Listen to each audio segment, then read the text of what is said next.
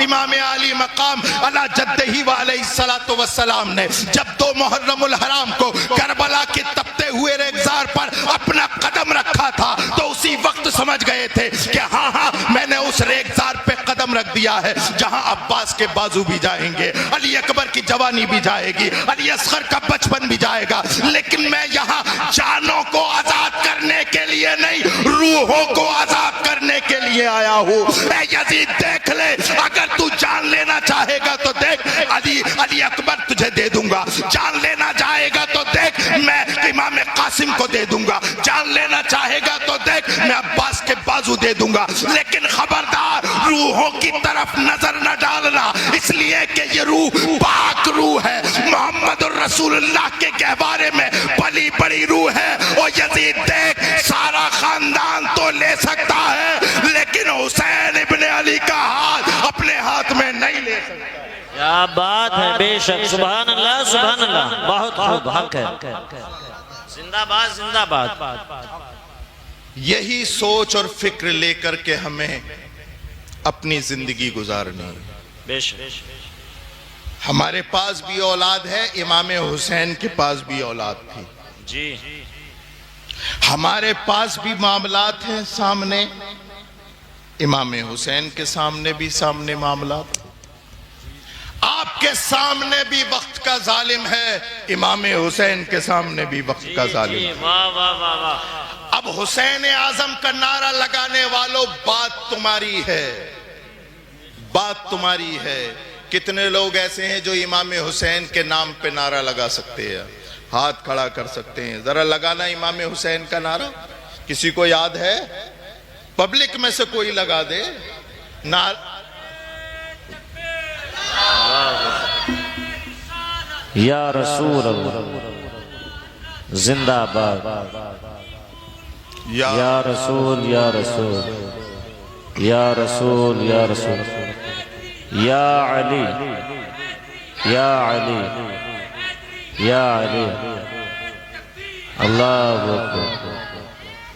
अच्छा नारा था, इनके लिए दुआ दीजिए, अल्लाह इनकी जवानी की हिफाजत फरमाए, आमीन। इन्होंने नारा तो लगा दिया, आपने जवाब भी दे दिया, लेकिन इस नारे में तुम्हारे पूरी जिंदगी की मिशअले राह छुपी हुई है। नारा लगाना आसान है, नारे हैदरी या अली, इमाम हुसैन का नारा लगाना बड़ा आसान है, लेकिन इमाम हुसैन की जिंदगी पे अमल करना बड़ा मुश्किल है। बेशक बेशक। इमाम हुसैन ने एक जुमला बोला था यजीद से,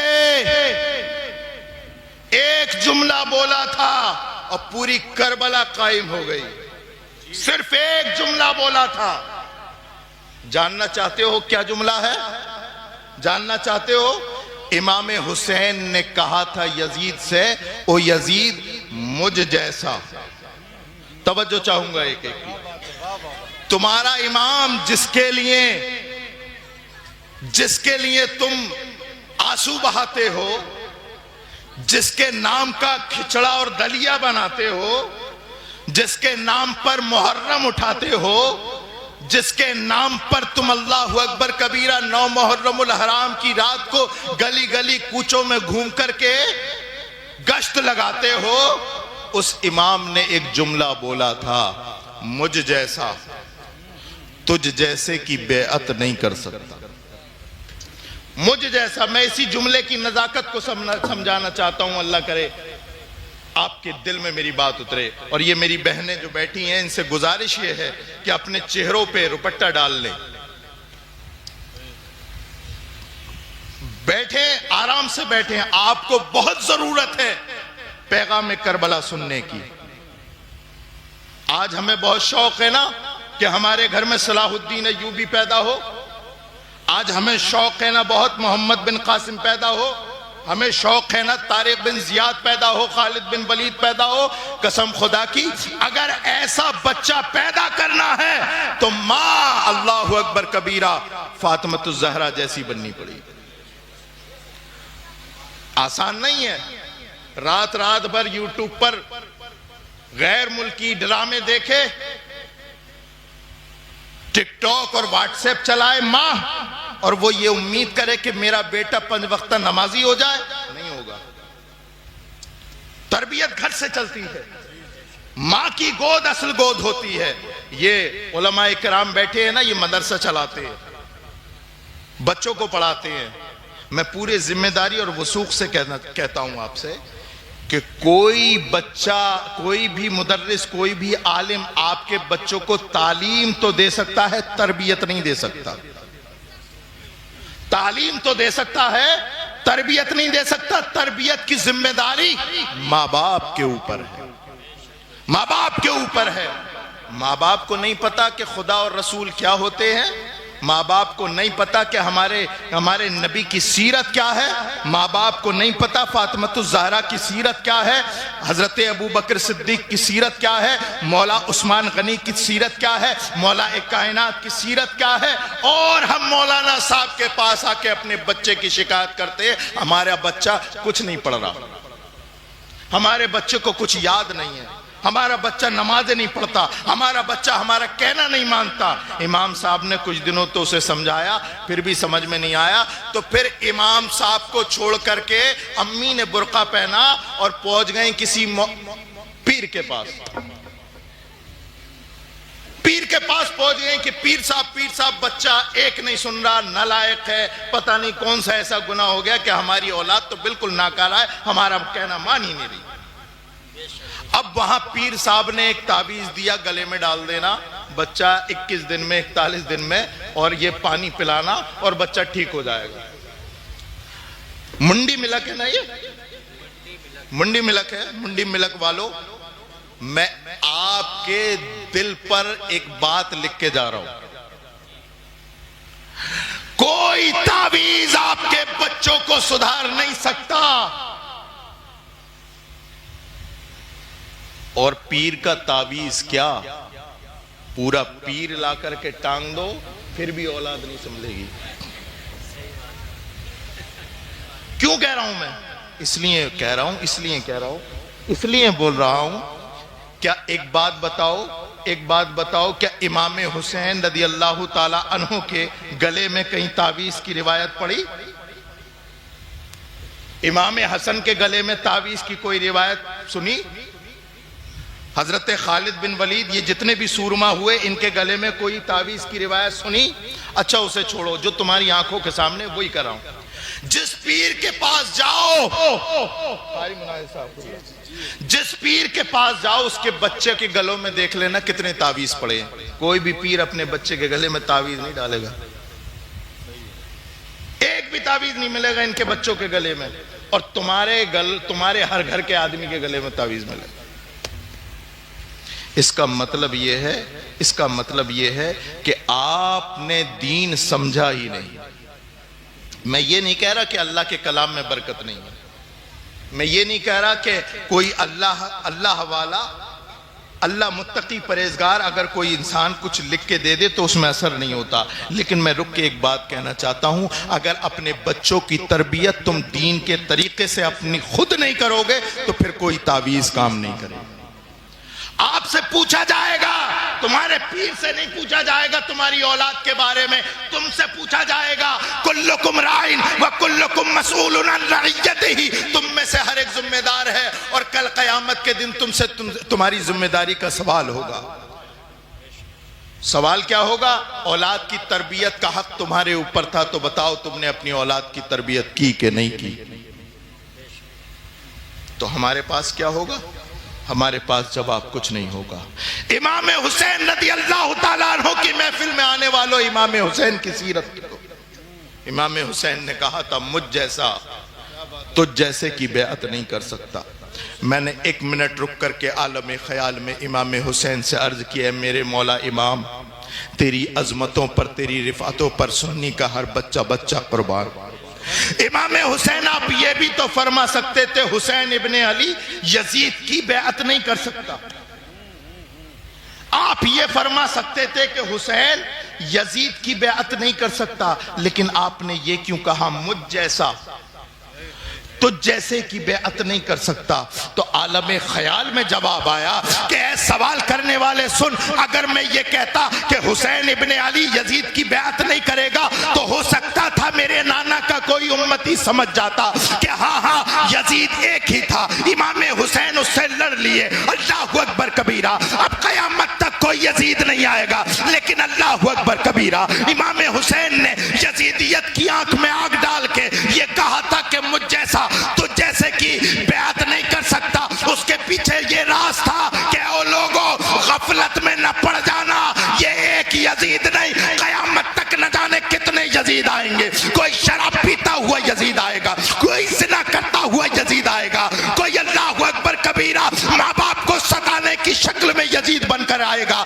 जब जब अल्लाहु अकबर कबीरा, जब जब शराबी के मुकाबले में कोई खड़ा होगा, जानी के मुकाबले में उसके रद में कोई खड़ा होगा, माँ बाप को सताने वाले के मुकाबले में कोई खड़ा होगा, रफ्जियत का रद्द करने के लिए उसके मुकाबले में कोई खड़ा होगा, नासबियत का रद्द करने के लिए उसके मुकाबले में कोई शख्स खड़ा होगा, तो वो तनहा नहीं, करबला वालों की ताईद उसकी पुष्ट पनाही कर रही है। वाह वाह वाह, जिंदाबाद, नारे तकबीर, नारे रिसालत, नारे गौसियत, मसलक के आला हजरत, जश्न शहीद आदम कॉन्फ्रेंस, नारे तकबीर, उलमा मुफ्ती सैयद रेहान मियां साहिब किबला, माशाअल्लाह। तो असल आजादी है अपने रूहों की आजादी। इमाम हुसैन ने करबला 10 मुहर्रमुल हराम को जब अपनी गर्दन अल्लाह की राह में दे दी, यहां पर बैठने वाला हर इंसान ये बयान करता है कि इमाम हुसैन ने अपनी आखिरी सांस तक नमाज नहीं छोड़ी। क्या बोलो नमाज, आप बोलो नमाज, आप बोलो नमाज नहीं छोड़ी। ए हुसैन का नारा लगाने वाले हुसैनी तू कैसा है? इमाम हुसैन ने तो अब्बास के बाजू दिए, नमाज नहीं छोड़ी। अली अकबर की जवानी दी, नमाज नहीं छोड़ी। अली असगर का बचपन दिया, नमाज नहीं छोड़ी। लेकिन तू कैसा हुसैनी है? तू कैसा हुसैनी है? सवाल तुझसे। अगर आपको मेरी बात ऐसी लग रही हो कि सर से गुजर रही है, तो जरा एक मर्तबा अपने नबी से पूछना, तुम्हारे और हमारे नबी जब इस जाहिरी दुनिया से रुखसत हो रहे हैं तो हजरत काबुल अहबार रदी अल्लाह ताला अन्हु ने हजरत अमीरुल मोमिनीन उमर फारूक आजम रदी अल्लाह ताला अन्हु के ज़माने खिलाफत में पूछा कि उमर इब्ने खत्ताब एक मसला है, जरा उसका हल बता दीजिए। कहा क्या मसला है? कहा मसला ये है कि जब हमारे नबी इस दुनिया से जा रहे थे तो उनके आखिरी अल्फाज क्या थे? तवज्जो चाहूंगा। आपको अपने बाप की वसीयत याद, दादा की वसीयत याद, नाना की वसीयत याद, लेकिन अल्लाहु अकबर कबीरा, जिसके सदक़े में तुम्हें सारी कायनात की नेमतें मिली है, क्या उसकी भी वसीयत याद है? जरा पूछो हजरत काबुल अहबार से। हजरत उमर फारूक आजम कहते हैं कि जरा तुम्हें इस मसले का हल पूछना है तो अली की बारगाह में जाओ। तवज्जो चाहूंगा, किसकी बारगाह में? मौला अली की बारगाह में जाओ। हजरत काबुल अहबार ने मौला अली के पास जाकर के पूछा कि अली, जब हमारे नबी इस दुनिया से जा रहे थे तो उनके आखिरी अल्फाज क्या थे? तो हजरत अली की आंखों में आंसू थे और वो ये फरमा रहे थे कि जब तुम्हारा और हमारा नबी, जब उनका वक्त विसाल करीब आया, सर हजरत आयशा की गोद में था। अल्लाहु अकबर कबीरा, तमाम अहले बैत के लोग रो रहे थे, लेकिन नबी के आखिरी अल्फाज थे अस्सलात अस्सलात वमा मलकत ऐमानुकुम, अस्सलात अस्सलात वमा मलकत ऐमानुकुम। रसूलुल्लाह की आखिरी वसीयत ये थी, ओ मेरे उम्मतियों सुनो, नमाज कायम रखना, नमाज कायम रखना। वमा मलकत ऐमानुकुम, और जो तुम्हारे मातहत हैं उनके साथ इंसाफ करना। बेशक बेशक बेशक, उनके साथ इंसाफ करना, नमाज कायम रखना। और जो तुम्हारे मातहत हैं, जो तुम्हारे मातहत है, मातहत को जानते हो? मातहत को जानते हो? मातहत तुम्हारे बच्चे भी हैं। मातहत, अगर अल्लाह रब्बुल इज्जत ने आपको सरमायादार बनाया है, मालदार बनाया है, तो गरीब भी मातहत है। तो उनके साथ इंसाफ करो। लेकिन हमारी कौम मुस्लिम का हाल तो ये है मेरे प्यारों, बात क्या की जाए, किस टॉपिक पे की जाए, जिंदगी के जिस कोशे पे बात की जाए वहीं पर वीरानी है। लेकिन बात तो करनी है, आखिर बात किससे की जाए। हाँ, हम आपसे बात करते हैं तो हम देखते हैं अल्लाहु अकबर कबीरा जलसे में अगर ऐसी तकरीरें होने लगे कि नमाज पढ़ो और लोगों ज़कात दिया करो, और लोगों हज पे जाया करो, और लोगों इस्तिताअत है तो हज किया करो, अल्लाहु अकबर कबीरा, तो उठ उठ के भागते हैं, उठ उठ के भागते हैं। ये बताओ अगर रसूल की बात आपसे नहीं की जाएगी तो किससे की जाएगी। रसूल का कलमा आपने पढ़ा है, बात आपसे की जाएगी। और मेरी जिम्मेदारी है मैं यहाँ पर बैठ कर के आपसे वो बात करूँ जो रसूलुल्लाह ने अपनी उम्मत से फरमाई है। इसलिए कि कल क़यामत में अल्लाह के मामूर फरिश्ते आपसे नहीं, यहाँ बैठने वाले से सवाल करेंगे, ना इधर उधर की तू बात कर, ये बता कि काफिला क्यों लुटा, हमें रहज़नों से गिला नहीं, तेरी रहबरी का सवाल। बेशक बेशक बेशक। आज तो मुसलमान का हाल ये है ना कि अगर उसके पास 4 पैसे आ जाएं, 4 पैसे आ जाएं और अल्लाह रब्बुल इज्जत उसे किसी मनसब पे बिठाल दे जी, तो आपे से बाहर हो जाता है, आपे से बाहर हो जाता है। इतना डर उसे किसी गैर मुस्लिम से नहीं होता, उसके पड़ोसी को जितना डर इस मुसलमान से होता है कि जने कहां से ये प्रधान बन गया, जने कहां से ये विधायक बन गया, जहां कहां से एमपी बन गया, अब ये हमारी खाले नचवाएगा। और हमने देखा है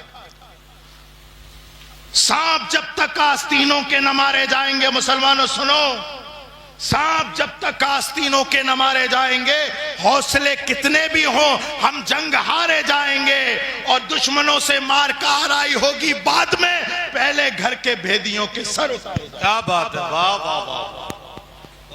अपने आप को पहचानो, तुम्हारी जिंदगी कोई अलग जिंदगी नहीं। अल्लाह फरमाता है लक़द कान लकुम फी रसूलिल्लाहि उस्वतुन हसना। ओ लोगों, तुम्हारे रसूल की जिंदगी तुम्हारे लिए मिशअले राह है, मिशअले राह है। अगर अल्लाह रब्बुल इज्जत तुम्हें मालदार कर दे तो इधर विधर ना देखना, तब भी मदीने वाले की तरफ देखना। और अल्लाहु अकबर कबीरा, अगर अल्लाह तुम्हें गरीब कर दे तो किसी और की तरफ नहीं, मदीने के ताजदार की तरफ देखना कि वो सारी दुनिया का मालिक होते हुए भी उसके घर में 8-8 दिन चूल्हा नहीं जलता था। अल्लाहु अकबर कबीरा। हमारी माँ उम्मुल मोमिनीन आयशा सिद्दीका फरमाती है कि 8-8 दिन हम फाके से गुजारा करते थे। लेकिन अल्लाहु अकबर कबीरा, एक आज का मुसलमान है, अगर इसे जरा सा हौसला मिल जाए, जरा सा मनसब मिल जाए तो इंतजार करता है, अभी तो मैं इसे कुछ नहीं कहूंगा, लेकिन अगर मैं ये बन जाऊं, अगर मैं मालदार बन जाऊं, अगर मैं अल्लाहु अकबर कबीरा प्रधान बन जाऊं तो मैं इसकी ईंट से ईंट बजाऊंगा। ओ मुसलमानों, अगर तुम्हें अल्लाह कोई मनसब अता फरमाए तो किसी दुनिया के जालिम की तरफ नहीं, बल्कि नबी कौनैन मदीने के ताजदार की तरफ देखना। उस वक्त भी उनकी जिंदगी तुम्हारे लिए मिसाले रहा है। हाँ हाँ, देखो रसूलुल्लाह 8 हिजरी को 20 रमजानुल मुबारक को मक्का शरीफ में फातिहाना तशान शौकत से जा रहे हैं। अल्लाहु अकबर कबीरा, फातिह आजम बन करके जा रहे हैं। सामने कौन है? हाँ हाँ, सामने वो लोग खड़े हैं तमाम सफ लगाए हुए, जिसने नबी के सामने कूड़ा फेंका था, जिन्होंने नबी के रास्ते में कांटे डाले थे, जिन्होंने नबी के सहाबियों को गाली दी थी, जिसने नबी को नमाज पढ़ते हुए ओजड़ी डाली थी,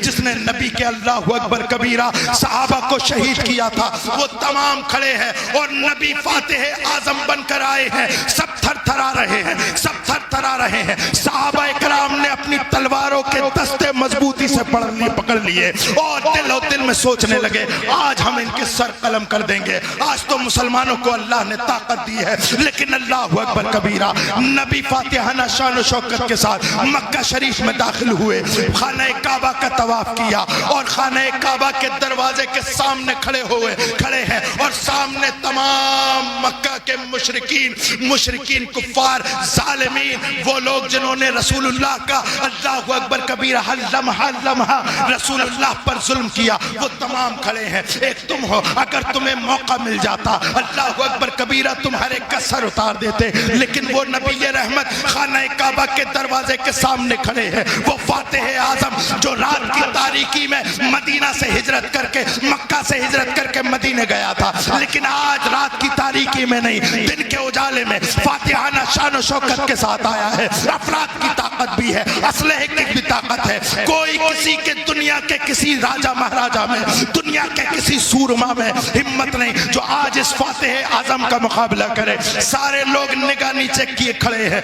नबी मक्के खाने काबा के दरवाजे पे सामने खड़े होकर कहते हो, लोगों तुम मुझे इस हाल में कैसा पाते हो, मुझे इस हाल में कि आज मैं फातिह आजम बन के तुम्हारे शहर में आया हूं, मुझे कैसा मानते हो, कैसा जानते हो।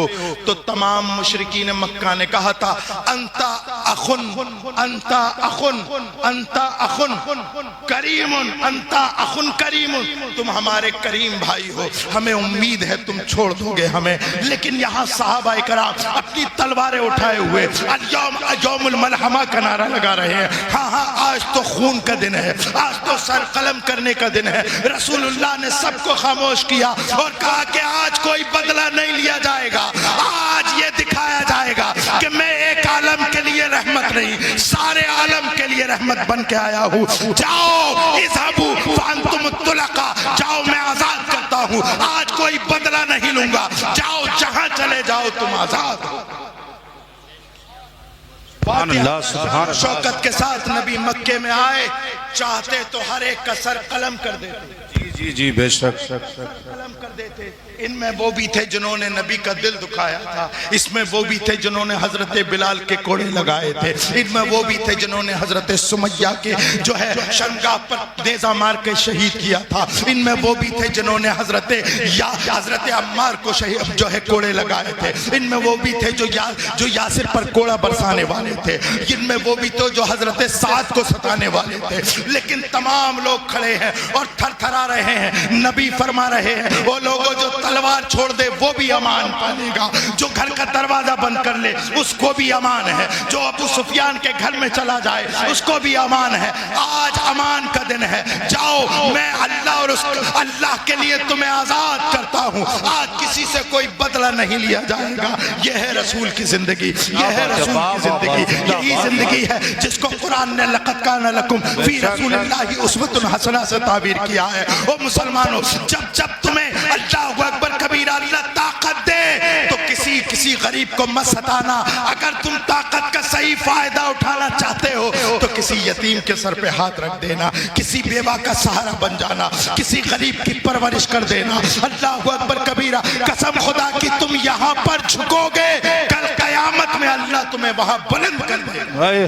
नारे तकबीर, नारे रिसालत, नारे गौसियत, मसलके आला हजरत शुहदाए करबला कॉन्फ्रेंस हजरत अल्लामा मुफ्ती सैयद रेहान मियां साहिब क़िबला, फैज़ाने मुअज़्ज़मी, फैज़ाने जिनहिटा शरीफ, सादाते जिनहिटा शरीफ, नारे तकबीर, नारे रिसालत।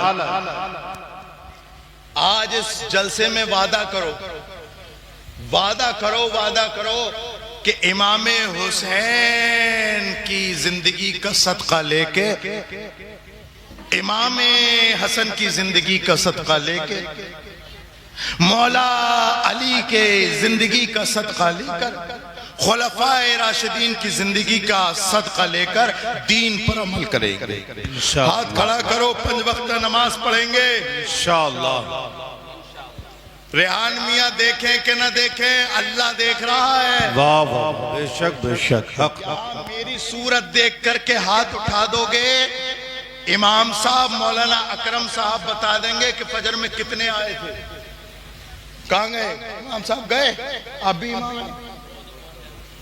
अच्छा, और कौन है? इमामी गायब है तो नाम कौन लिखेगा आपका? लेकिन इमाम लिखे कि ना लिखे, ये जो 2 यहां बैठे इन्होंने लिख लिया। यहां जो 2 बैठे हैं इन्होंने लिख लिया कि किस किस ने हाथ उठाया। देखो, यहां हंसी मजाक की तो बात नहीं है ना, नमाज तो तुम्हारे ऊपर फर्ज है, अल्लाह का कर्ज है, मोमिन की मेराज है, रसूलुल्लाह की आंखों की ठंडक है। याद तो जरा डीपली सोचो, अगर तुम्हारे वालिद कोई वसीयत कर जाए तो तुम उस पर अमल करते हो कि नहीं करते हो?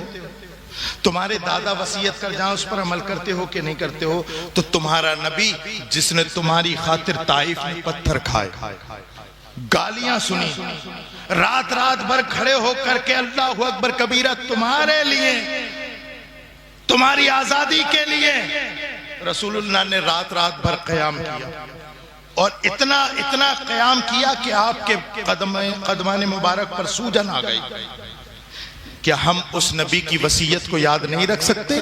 क्या उस नबी की वसीयत पर अमल करके हम नमाज की पाबंदी नहीं कर सकते? देखो, अगर नमाज की पाबंदी नहीं तो सब कुछ बेकार। तो है कोई ऐसा इंसान जो ये कहे कि मैं आज से 5 वक्त नमाज पढ़ूंगा? खड़े हो जाओ चच्चा। अरे नमाज की पाबंदी, हाथ खड़ा करो। देखो, मौत का कोई भरोसा नहीं। सफेद दाढ़ी देख के मौत नहीं आती मुंडिया वालों, सफेद दाढ़ी देख के मौत नहीं आती। ये तो यहां आने की तरतीब है कि पहले बाप आएगा फिर बेटा आएगा, जाने की तरतीब नहीं है। हमने परदादा के कांधे पे परपोते के जनाजे देखे। मौत का फरिश्ता कभी भी आ सकता है। मसला मौत का नहीं, मसला है सुम्मा तुरद्दूना इला आलिमिल गैब व शहादा फयुनब्बिउकुम बिमा कुंतुम तामलून। ऐ लोगों, मसला ये है कि तुम्हें मरने के बाद उस रब के सामने हाजिर होना है जो तुम्हारे ढके छुपे जाहिर बातिन सब कुछ जानता है। जी जी जी, है ना? तो नमाज की पाबंदी करनी है। इमाम हुसैन ने आखिरी सजदे से नमाज की पाबंदी बता दी, नमाज कितनी जरूरी है ना? और दूसरी और सबसे अहम बात यह है, सबसे अहम बात यह है, कारी सोहेल साहब, शादियां तो माशाल्लाह होती हैं आपके यहां गांव में, डीजे भी बजता है? क्या नाम है आपका? मोहम्मद दानिश साहब। डीजे बजता है, क्या बजता है? ईमानदारी से बताओ, क्या रसूल का नारा लगाने वालों की शान यह है कि वो अपनी शादियों में डीजे बजाए? जिस रसूल के सदक़े में तुम्हारी बेटी का रिश्ता मिला, जी बताओ मैं क्या गलत बोल रहा हूं? रसूलुल्लाह के सदक़े में तुम्हें तुम्हारी बेटी का रिश्ता मिला, वरना न जाने कितने लोग ऐसे हैं, माएं अपने भैये के घर दामन फैलाती हैं, रिश्ता रिश्ता रिश्ता, तमाम रिश्तेदारियों में जा जा के झोलियां फैलाता है ये बाप भी और मां भी, और न जाने कितने रकत नफिल बोल देता है। अल्लाह की रहमत को जोश आता है, इसके घर में कोई नेक रिश्ता भेज देता है। रिश्ता आने से पहले बड़ा बिल्कुल मजबूर मासूम बना हुआ था, बिल्कुल बिल्कुल सीधा बना हुआ था। जैसे ही इसके घर में रिश्ता आया, खन्नास बन गया, भूल गया अपने रब को, भूल गया अपने रसूल की शरीयत को। और जब शादी होती है इसके घर में, बेटे की शादी हो या बेटी की शादी हो, 1 हफ्ता पहले रब रसूल की वो बगावत करता है कि आसमान से फरिश्ते लानतें भेजते हैं। कभी मेहंदी के नाम पे रस्म,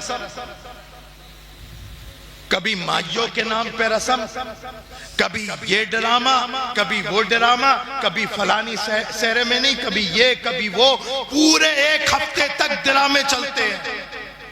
ओ लोगों, रसूलुल्लाह के नाम का नारा लगाने वालों, इमाम हुसैन का नारा लगाने वालों, इस्लाम में शादी के नाम पर सिर्फ निकाह है और वलीमा है। इस्लाम में कोई रस्म नहीं, सारी बातिल रस्मों को इस्लाम खत्म करने के लिए आया। क्या ये रस्म? ये गैर इस्लामी रस्में हैं जो हमने अपना ली, और यही नतीजा है कि हम पहले दिन से लेकर के आखिर दिन तक रब रसूल की इतनी बगावत करते हैं, इतनी बगावत करते हैं कि उसका असर रिश्तों में आ जाता है। एक दिन की बहू और 1 दिन का दामाद, अभी जुमा 8 दिन नहीं हुए, सारे रंग चमकने लगते हैं। तो फिर भागो दोबारा इमाम साहब के पास, बहू नहीं समझ ली, फिर भागो मौलवी साहब के साथ के दामाद बड़ा खतरनाक निकला है। निकलेगा नहीं। हमारी नहीं सुन रहा, बहू हमारी नहीं सुन रही, तो मौलाना सोहेल साहब गिरेबान पकड़ के कहेंगे कि जब तू अपने बच्चों की शादी कर रहा था, क्या तूने उस वक्त अपने नबी की सुनी थी? क्या तूने उस वक्त अपने नबी की सुनी थी जो आज तेरी बहू बेटी तेरी सुने?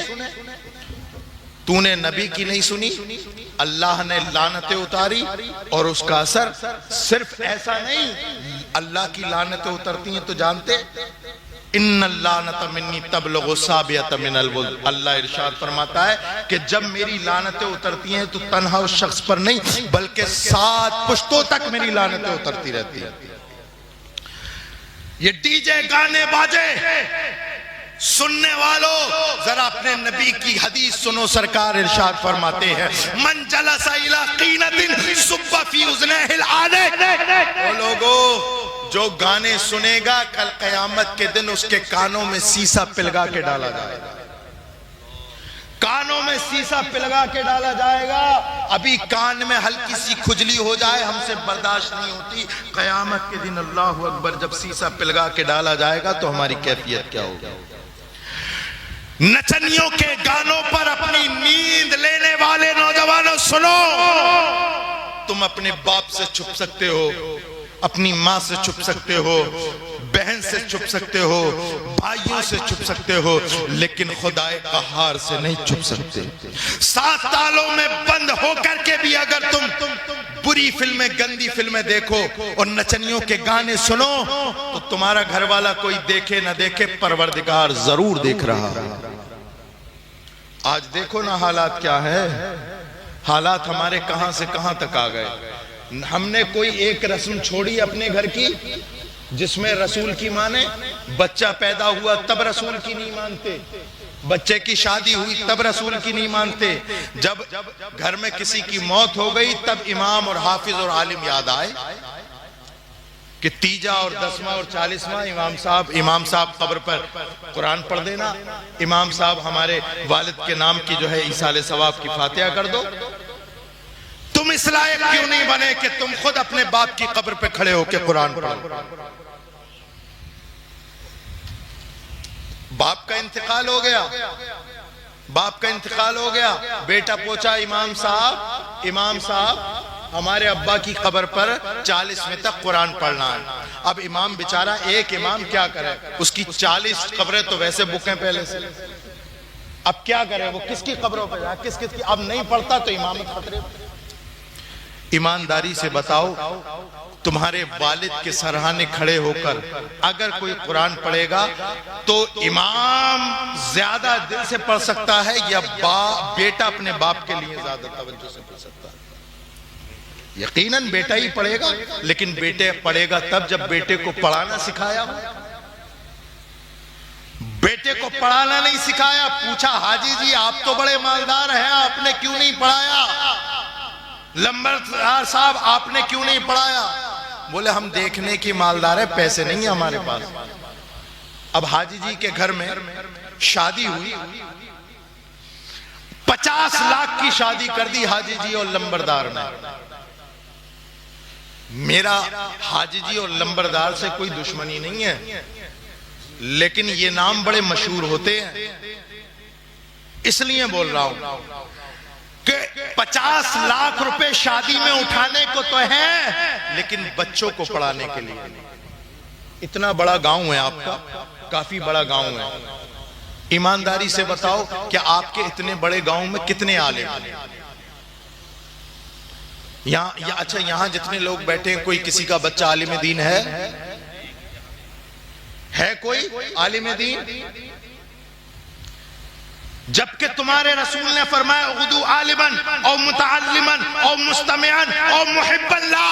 तो मेरे उम्मती 4 बनना, 4, 5वां मत बनना, अगर 5वां बनेगा तो हलाक हो जाएगा। साहबा ने अर्ज की या रसूलल्लाह 4 क्या बने? तो सरकार ने इरशाद फरमाया उगदू आलिमन, या तो तू आलिम बन, और मुतअल्लिमन या तालिबे इल्म बनना, और मुस्तमिअन या उलमा को सुनने वाला बनना, और मुहिब्बल्लाह या उनसे मोहब्बत करने वाला बनना। 5वां ना बनना कि तू हलाक हो जाएगा। बताओ इतने बड़े गांव में, यहाँ पर इतने बड़े जलसों में इतने यहाँ औरतें बैठी हैं, क्या इनके बच्चा कोई आलिम है? मालदार इतने हो कि तुम डींगरपुर वालों को उधार दे सकते हो।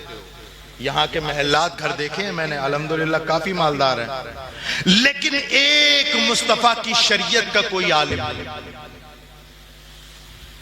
बातें आपको कड़वी जरूर लग रही होंगी, मैं आपको यहां राजी करने के लिए नहीं आया, मैं रसूलुल्लाह को राजी करने के लिए, रसूलुल्लाह का पैगाम आप तक पहुंचाने के लिए आया हूं। इमाम फखरुद्दीन राजी, इमाम गजाली फरमाते हो, लोगों जिस कौम में रसूलुल्लाह की शरीयत का आलिम नहीं होता, वो कौम मुर्दों की बिरादरी तो हो सकती है, जिंदों की बिरादरी नहीं हो सकती। कहने को तो हम खासाब है, पठान है, सैयद है, तुर्क है, अफगान है, बेकार है अगर जब तक कोई मुस्तफा की शरीयत का कोई आलिम नहीं। इतने बड़े मजमे में कोई भी मुस्तफा की शरीयत का आलिम नहीं। और लोगों आज कसम खाओ या रसूल अल्लाह, हम अपनी औलाद को आपकी शरीयत का आलिम बनाएं इंशाअल्लाह। बोला इंशाअल्लाह, ईमान है इस पे सबका। अच्छा, एक बात और पूछता हूं फिर अपनी बात खत्म करता हूं। आलिम तो नहीं है, इसका मतलब यह है या तो आपको किसी ने दीन की तरफ बुलाया नहीं, या आप दुनिया की तरफ पड़ गए। तो जाहिर सी बात है, आलिम दीन तो वो बनाएगा अपने बच्चों को जिसे दीन से मोहब्बत हो। इतने बड़े मजमे में किसी का बेटा आलिम तो नहीं है, लेकिन हाथ खड़ा करके बताओ क्या किसी का बेटा डीएसपी है, डीएम है, एमबीबीएस डॉक्टर है? एमबीबीएस है, एमबीबीएस है। माशाल्लाह, अल्लाह ताला आपके गांव को सलामत रखे, सलामत रखे, है ना, है ना। तो दुनिया की तरफ रग़बत है आपकी।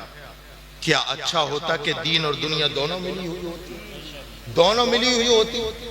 वरना तो ऐसा है ना, वरना तो ऐसा है तो क्या कल क़यामत में कोई ऐसा अमल तो हमारे पास हो, ऐसा अमल तो पास हो, नमाज पढ़ोगे अपने लिए, रोजे रखोगे अपने लिए, हज करोगे अपने लिए, लेकिन कोई अमल ऐसा तो हो जिसको रसूलुल्लाह के सामने पेश कर सको।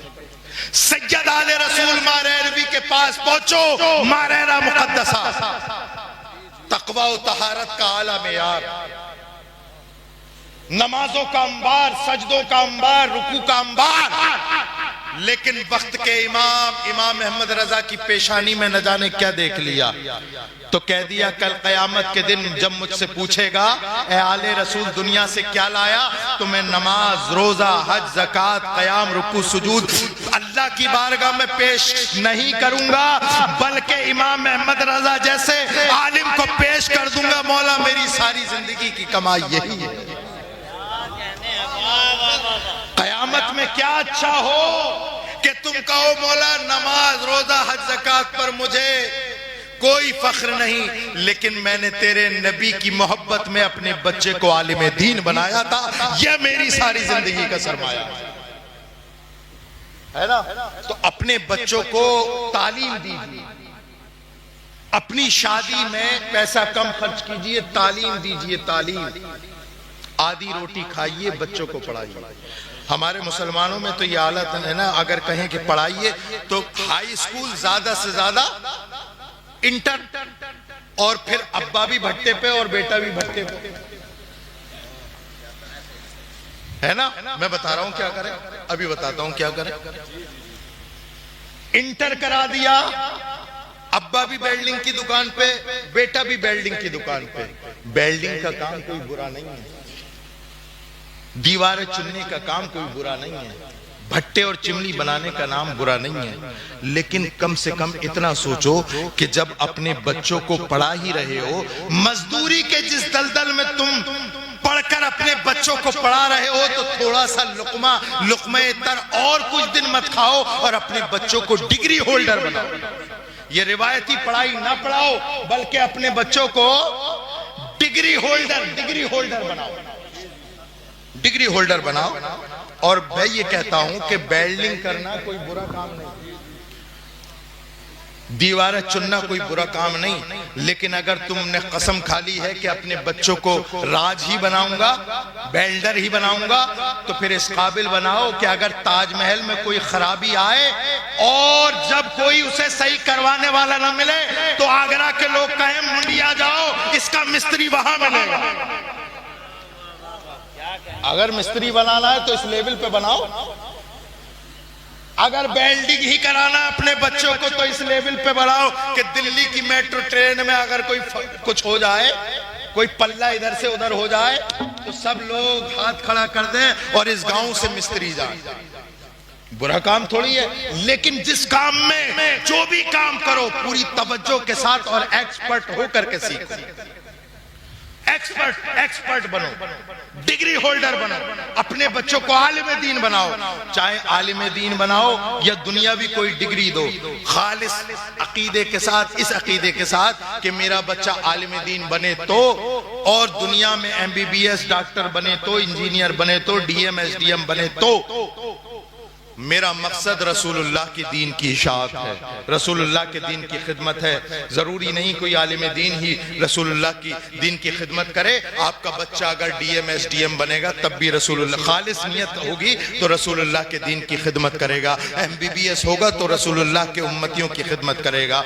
यही तो बातें हैं जो हमें थोड़ी दुश्वार तो लगती हैं। ये नीम का घूंट है, कड़वा तो है, लेकिन अगर हलक से नीचे उतार लिया तो तुम्हारी जिस्मानी सारी, रूहानी सारी बीमारियां दूर हो जाएंगी। मेरे प्यारो, इस जलसे में आने वालों, इमाम हुसैन की जिंदगी से सबक ये लो कि दुनिया में मुश्किलात किसके पास नहीं आती। हमारे पास जितनी मुश्किलात आ जाए, इमाम हुसैन की करबला में गुजारी हुई एक रात का मुकाबला नहीं कर सकती। इमाम हुसैन ने पूरी रातें गुजारने के बाद लोगों को ये सबक दे दिया, ओ लोगों तुम्हारे सामने भी मुश्किलें आएंगी, लेकिन नबी की मोहब्बत का दामन अपने हाथ से न छूटने देना, रसूलुल्लाह की शरीयत का हाथ अपने हाथ से मत छूटने देना। चाहे तुम्हें औलाद की कुर्बानी देनी पड़े तो दे देना, अपनी माल की कुर्बानी देनी पड़े तो देख लेना, और अगर तुम्हें माल औलाद की कुर्बानी देते हुए हिचकिचाहट महसूस हो तो करबला पलट कर देख लेना, अब्बास के बाजुओं को देख लेना, अली अकबर की जवानी को देख लेना।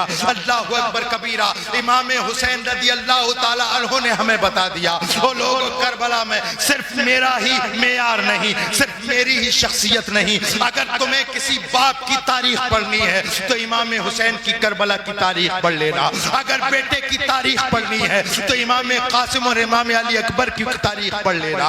अगर तुम्हें औरतों की तारीख और उनके पर्दों की तारीख और मुश्किलात में पर्दे का कैसे तहफ़्फ़ुज़ होता है तो हजरत बीबी ज़ैनब के पर्दे को पढ़ लेना।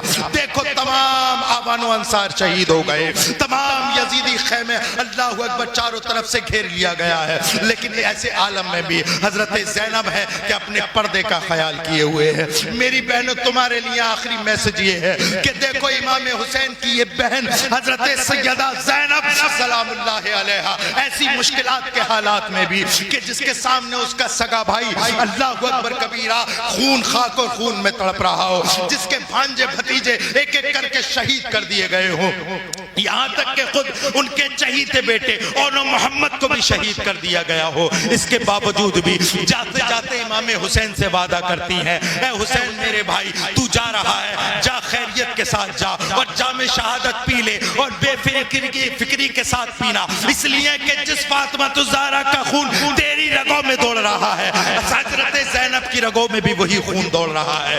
तूने एक एक लम्हा रसूलुल्लाह की शरीयत के तहफ़्फ़ुज़ के लिए अपना गुजारा है, मैं भी रसूलुल्लाह की शरीयत का तहफ़्फ़ुज़ करूंगी। और करबला से लेकर के शाम के दरो दीवार तक अल्लाहु अकबर कबीरा, हर लम्हा, हर दरख्त, हर शजर, हर नबातात, हर जमादात, हर एक गवाह होगा। और कल क़यामत के दिन देखना कि सैयदा ज़ैनब ने अल्लाहु अकबर कबीरा तमाम मुश्किलें बर्दाश्त की हैं, लेकिन फातिमा ज़हरा का दिया हुआ पर्दा तार तार नहीं होने दिया। हमें और आपको चाहिए कि हम रसूलुल्लाह सल्लल्लाहु अलैहि वसल्लम के प्यारे नवासे हजरत इमाम हुसैन की जिंदगी पर अमल करें। और हमारी घरों की बहू बेटियों को चाहिए कि हजरत शहरबानों की जिंदगी को अपनाएं, हजरत सैयदा ज़ैनब की अल्लाहु अकबर कबीरा जिंदगी को अपनाएं। ये वो अनमोल मोती हैं जो हमारे लिए मिशअले राह है। ये तब हम मिशअले राह बन सकते हैं हमारे लिए जब हम अपने नबी से सच्ची और पक्की मोहब्बत करेंगे। तुम जिस्मानी तौर पर आजाद हो लेकिन रूहानी तौर पर तुम कहीं ना कहीं किसी के गुलाम हो। ये कल कयामत के दिन तुम्हें ईस्टर्न कल्चर नहीं बचा सकता, मगरिबी तहजीब नहीं बचा सकती, बल्कि कल कयामत में अल्लाहु अकबर कबीरा अगर तुम्हें कोई बचाएगा तो रसूलुल्लाह की शफाअत बचाएगी। बॉर्डर पार से आज भी आवाज आती है कि मोहम्मद से वफा तूने तो हम तेरे हैं, ये जहां चीज है क्या लौह कलम तेरे हैं। मोहब्बत रसूल को दिल में लेकर के इस दुनिया में जिंदा रहो और फिर इमाम इश्क को मोहब्बत का वो शेर पढ़ते हुए लहद में लेट जाना। लहद में इश्क रुखे शय का दाग लेके चले, अंधेरी रात सुनी थी चराग लेके चले। अल्लाहु अकबर कबीरा। अल्लाह रब्बुल इज्जत हम सबको नेक अमल की तौफीक अता फरमाए। सैयदना इमाम आली मकाम अला जद्दिही व अलैहिस्सलातु वस्सलाम की जिंदगी को अपनाने की तौफीक अता फरमाए। सैयदा ज़ैनब बीबी शहरबानों के पर्दे को अपनाने की तौफीक रफीक अता फरमाए। मेरे बोलने में आपके सुनने में कोई गलती है अल्लाह माफ फरमाए। वमा अलैना इल्लल बलाग। अस्सलामु अलैकुम व रहमतुल्लाहि व बरकातुहू। अच्छा, क्या नाम है आपका? नहीं बता दीजिए जरा। हाफिज नाजिम साहब। अल्लाह रब्बुल इज्जत इनको सलामत रखे। हाफिज नाजिम साहब को एक बड़ी अहम पर्ची है, इन्होंने उसकी तरफ तवज्जो दिलाई, मेरे जहन से ये वो उतर गई थी। अब मैं आपसे चलते चलते एक जुमला, रसूलुल्लाह सल्लल्लाहु अलैहि वसल्लम से मोहब्बत है कि नहीं? हाथ खड़ा करके बताओ किस किस को, ईमानदारी से बताना। सबको है ना मोहब्बत? अब अपने हाथ खड़े रहे, अपने हाथ खड़े 1 मिनट के लिए। मैं जबान से नहीं बोल रहा, मैं दिल से बोल रहा हूं। रसूलुल्लाह सल्लल्लाहु अलैहि वसल्लम की जिंदगी को अपनाने का हक हमारा है या किसी और का? हमारा है, हमारा है ना, हमारा है। रसूलुल्लाह सल्लल्लाहु अलैहि वसल्लम ने हमारे लिए ताइफ में पत्थर खाए, रसूलुल्लाह ने हमारे लिए जुल्म सहे। क्या हमारा इतना हक नहीं बनता कि हम अपनी सीरत और सूरत दोनों रसूलुल्लाह के तरीके पर गुजार लें? ये पर्ची कुछ और नहीं, ये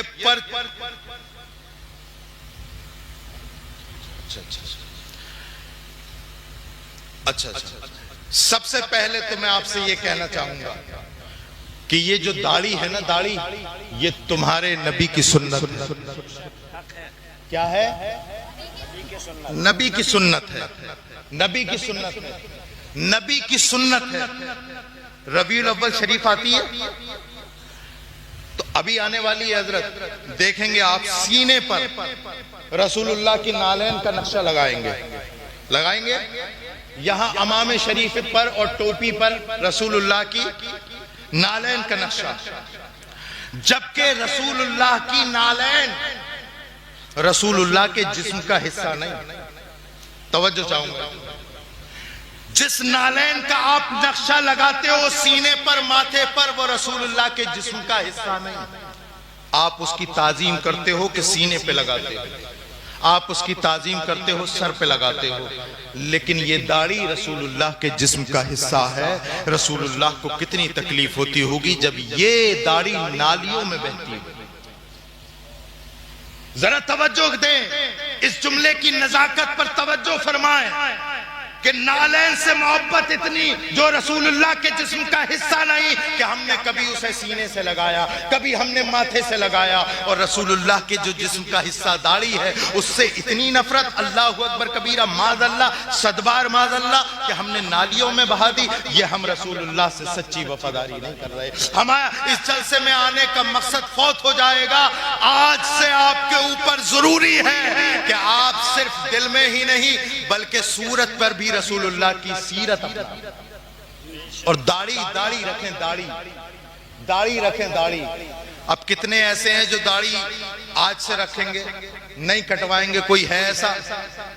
माशाल्लाह, खड़े हो जाओ, आप खड़े हो, नारा लगाओ भाई, साहब खड़े हो, लगाओ, ऐसी लगा दो। मैं लगा रहा हूं, नारे तकबीर, नारे रिसालत, नारे रिसालत, नारे हैदरी, मसलके आला हजरत, मुंडिया का नौजवान।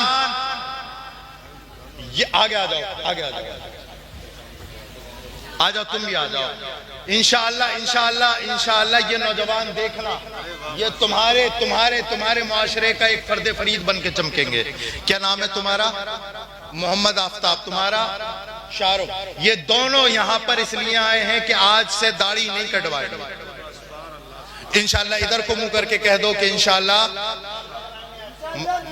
माशाअल्लाह, नारे तकबीर, नारे रिसालत, नारे हैदरी, मसलके आला हजरत, इमाम हुसैन का दामन, मौला अली का दामन, सिद्दीक अकबर का दामन, उमर फारूक आजम का दामन। बता दे जल्दी क्या। अल्लाह ताला आप दोनों को सलामत रखे। बैठ बैठ। अल्लाह ताला आपकी तौबा को कबूल फरमाए और आपके ने जो अहद लिया है उसे अल्लाह रब्बुल इज्जत उसे जो है आपके दिल में वासिफ और पेवस्त फरमाए। अच्छा, ये मसला हल हो गया? हो गया मसला। दो लोगों ने दाढ़ियां रखने का ऐद कर लिया, मेरी तकरीर का हर मिनट कामयाब हो गया। मसला यह है कि क्या दाढ़ी पर कलर लगा सकते हैं कि नहीं?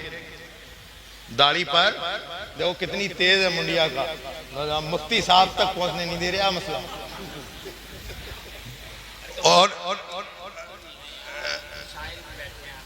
हाँ हाँ, बड़ी तेजी में हो, क्या बात है, आराम से करो बात। मैं मेरी जबान पर किसी का पैर नहीं रखा है, मैं अपने हिसाब से बात कर रहा हूं। कलर लगाना, देखिए दाढ़ी पर मेहंदी लगाना ये जायज है। अब मेहंदी से वो कलरफुल हो जाए कोई मुजायका नहीं, लेकिन खिजाब लगाना, दाढ़ी को काला रंग लगाना ये जायज नहीं। दाढ़ी रंग के जरिए, केमिकल के जरिए काली करना ये जायज है। ऐसे मिसालें क्या दे रहे हो, मैंने जो मसला है वो समझा दिया। मेहंदी लगाना दाढ़ी पर जायज है और सर कलर आ जाए कोई मुजायका नहीं, लेकिन अलग से दाढ़ी को काला करने के लिए, कलरफुल करने के लिए केमिकल और कलर लगाना ये जायज नहीं। ठीक है, इतनी बात समझ में आ गई? बात समझ में आ गई। उन दोनों लोगों के लिए और दुआ करें, अल्लाह रब्बुल इज्जत उन्हें मजीद इस्तिकामत अता फरमाए। मदनिल खैरिल वरा वाला आलिही व अस्हाबिही अल मुतअद्दिबीन बित्तक़वा। अम्मा बादु फ़अऊज़ु बिल्लाहि मिनश शैतानिर रजीम। बिस्मिल्लाहिर रहमानिर रहीम। वमन अहसनु क़ौलन मिम्मन दआ इलल्लाह व अमिल सालिहन। आमन्तु बिल्लाहि सदक़ल्लाहु मौलानल अज़ीम व बल्लग़ना रसूलुहुन नबियुल अमीनुल करीम व नहनु अला ज़ालिका लमिनश शाहिदीन व शाकिरीन वल्हम्दुलिल्लाहि रब्बिल आलमीन। सुभान। आइए सबसे पहले हम और आप इस महफिल में रूहानियत पैदा करने के लिए अपने आका व मौला जनाब अहमद मुजतबा मोहम्मद मुस्तफ़ा सल्लल्लाहु अलैहि वसल्लम की बारगाह में दुरूद व सलाम की नज़रें पेश करें। पढ़िए बावाज़ बुलंद दुरूद पाक। अल्लाहुम्मा सल्लि अला मुहम्मदिन व अला आलि मुहम्मद कमा सल्लैता अला इब्राहीम व अला आलि इब्राहीम इन्नका हमीदुम मजीद। इसकी आवाज़ बढ़ा दें, ऑपरेटर साहब किधर है? जितनी आवाज़ बढ़ सकती है इसकी आवाज़ बढ़ा दें। लायक मुबारकबाद हैं आप तमाम हजरात कि आपने अपने तमाम तर ज़रूरी कामों को तर्क करके शोहदाए करबला कॉन्फ्रेंस के बैनर तले सरकारे इमाम आली मकाम रदी अल्लाह ताला अन्हु का फैज़ान लूटने के लिए यहाँ पर हाजिर हैं। अल्लाह रब्बुल इज़्ज़त हमें सरकार इमाम अली मकाम अला जद्दिही व अलैहिस्सलाम के फैज़ान से माला माल फरमाए। आमीन। और मैं दुआ गो हूँ यहाँ पर बैठे तमाम ख़वातीन व हज़रात के लिए कि अल्लाह रब्बुल इज़्ज़त सरकार इमाम अली मकाम के सदक़े इन सब की घर की परेशानियों को दूर फरमाए और इनके बिगड़े हुए कामों को बना दे। बड़ा वसी व अरीस आपने जलसा किया और काफ़ी तादाद में इस जलसे का इनेकाद हुआ। ये तमाम तिराहे पर जलसा हो रहा है, तीनों तरफ लोग बैठे हुए। अल्लाह रब्बुल इज़्ज़त आपके इन सरों को सलामत रखे। जलसे की तादाद से पता ये चल रहा है कि माशाल्लाह इस गांव में सुनने वाले हजरात भी हैं। और सबसे खुशी की बात यह है जनाब जुल्फ़िकार साहिब क़िबला कि इन तमाम हजरात में अक्सर नौजवान। अल्लाह रब्बुल इज़्ज़त ऐसे नौजवानों को सलामत रखे। वरना आज के माहौल को देखा जाए तो हमारी मुआशरे का जो नौजवान है वो इस्लामियात से हटकर, दीनियात से हटकर न जाने कौन सी दुनिया में घूम रहा है और उसका फायदा सेहूनी ताकतें, मादी ताकतें उठा रही है। और हमारा उठने वाला कदम, हालात ये हैं कि अब बात क्या की जाए, अल्लाह के नाम पर ज़िबा करके खाने वालों की घर की बेटियां खिंजीर खाने वालों की बाहों में रातें गुजार रही हैं। अल्लाहु अकबर। हक ये लम्हा फिक्रिया है। हम बहुत दूर आ गए, इतनी दूर आ गए कि शायद कि अब वापसी का रास्ता बड़ा मुश्किल हो गया है।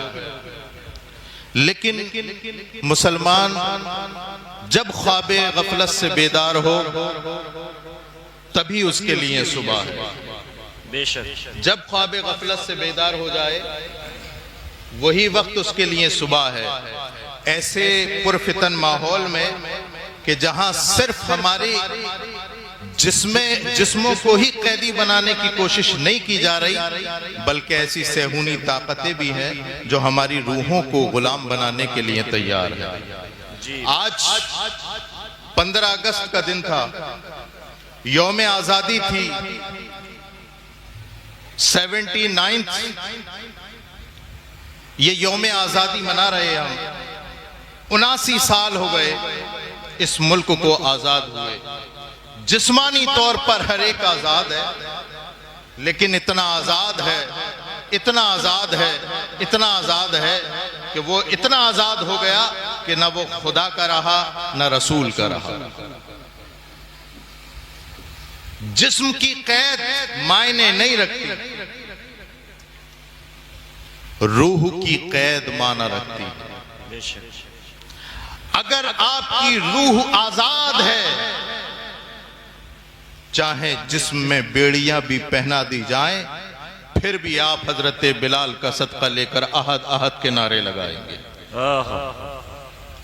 लेकिन जब जिस्म की और रूह की आजादी का हसीन संगम बनता है तो इसी इस हिंदुस्तान की सरजमीन पर कोई अल्लामा फजले हक खैराबादी बनता है। वाह वाह वाह, क्या बात। कोई अशफाकुल्लाह खां बन करके इस हिंदुस्तान की सरजमीन पर जन्म लेता है। कोई वीर अब्दुल हमीद बन करके इस हिंदुस्तान का सर फख्र से बुलंद करता है। कोई अबुल कलाम आजाद बनता है और कोई हजरत सैयद किफायतुल्लाह काफी बनकर मुरादाबाद के चौराहों पर फांसी का फंदा चूमता है और ये कहता है यजीदियत की आंख में आग डाल के, ओ लोगों सुनो, कोई गुल बाकी रहेगा ना चमन रह जाएगा, बस रसूलुल्लाह का दीने हसन रह जाएगा। अतलसो कम ख्वाब की पोशाक पर नाजा न हो, इस तने बेजान पर खाकी कफन रह जाएगा। नामे शाह ने जहां मिट जाएंगे, लेकिन यहाँ हश्र तक नामो निशाने पंजतन रह जाएंगे। नारे तकबीर, नारे रिसालत, आला हजरत उलमाए अहले सुन्नत फैजाने शुहदाए करबला सैयद रिहान मियां साहिब किबला। सुभान अल्लाह सुभान अल्लाह। बहुत लेकिन फिर मैं यही कहूंगा, जिस्म की आजादी माना नहीं रखती, रूह की आजादी माना रखती है। बेशक जब रूह गुलाम हो जाती है तो जिस्म के गुलाम होने न होने से फर्क नहीं पड़ता। समझ रहे हैं बात को? वरना देखो, तारीख का मुताला तो करो, इतिहास के पन्नों को पलटो, वही हमारे आबा व अजदाद थे जिनके सामने तलवार की तेज धार थी, किसी के सामने उमैया के कोड़े थे, किसी के सामने अल्लाहु अकबर कबीरा जालिमीन और मुशरिकीन के नेज़े थे, किसी के सामने तलवारों की तेज धारें थी, तीरों की बौछार थी। और अगर आपको ये जानना है कि कौन थे तो ज्यादा लंबी फहरिस्त जानने की जरूरत नहीं, करबला याद कर लेना। इमाम आली मकाम के सामने देखो कितने चैलेंज हम उनके सामने थे, आज तो हमारे सामने इतने चैलेंज नहीं। और जो नौजवान हजरात हैं, अल्लाह रब्बुल इज्जत उन्हें भी दाढ़ियां रखने की तौफीक रफीक अता फरमाए। वमा अलैना इल्लल बलाग। अस्सलामु अलैकुम व रहमतुल्लाह।